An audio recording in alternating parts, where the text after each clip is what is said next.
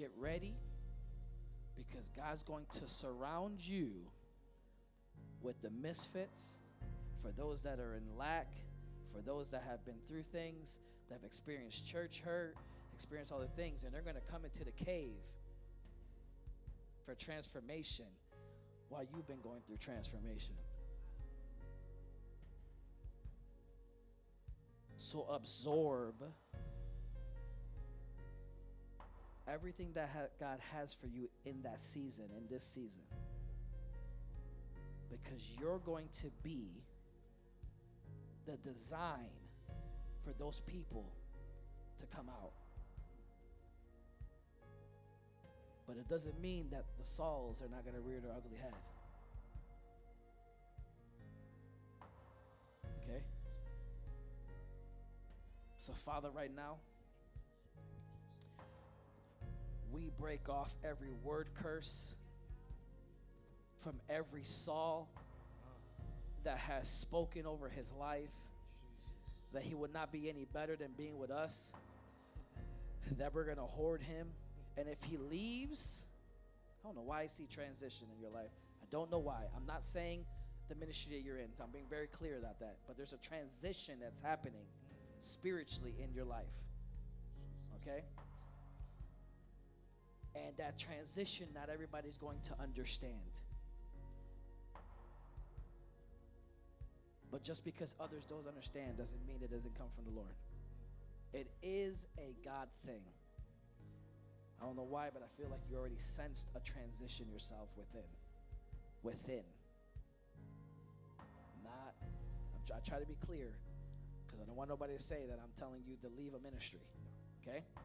I'm being very clear. Transition is not always that.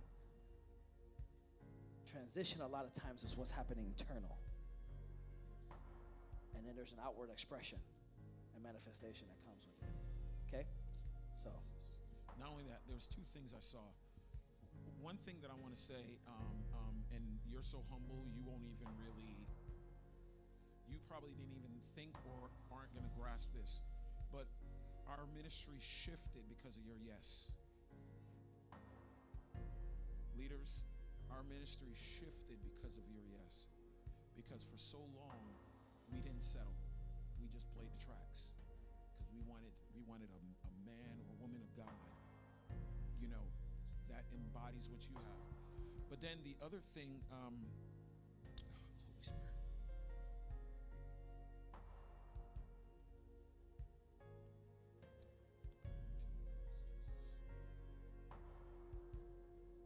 Yes, thank you, Holy Spirit. You're right.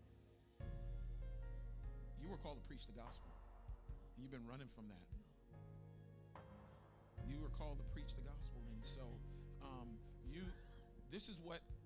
this is kind of what I felt like you were telling God, but not telling God. You know what I'm saying? Like, God, I'm drumming. I'm, you know, and God's like, no, that's just a means. Drumming is the vehicle to get you to the destination.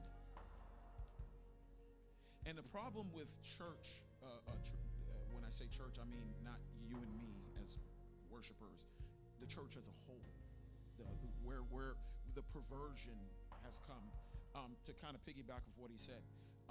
They only see us for our gifting that is right in front of their face, and sometimes they can't see beyond. I'm not talking about your ministry of mine. You and I are just standing in the gap for others, because that's another thing. You're a gap stander. That's what I saw. You stand in the gap for others. And while other people are because I do know this, that you have a group, so this isn't like this part that I'm knowing that you have a group is just word of knowledge, but the prophetic part in that is I see when because you remind me of me in this regard, when you and I would go to events where there's like a lot of bands or whatever, they were showmen. But for some reason, when your team was a breakout, it was like, you know, because the other people were coming up with, but if you were just skilled, they would have kind of hated on you. But because you have this kind of, it's almost like you have this like neon sign on your head that says all are welcome. And that's exactly what the ministry that God's birthing inside of you too is going to look like. All are going to be welcome. And I also saw something else unique. This is a unique quality that I believe that you're birthing this.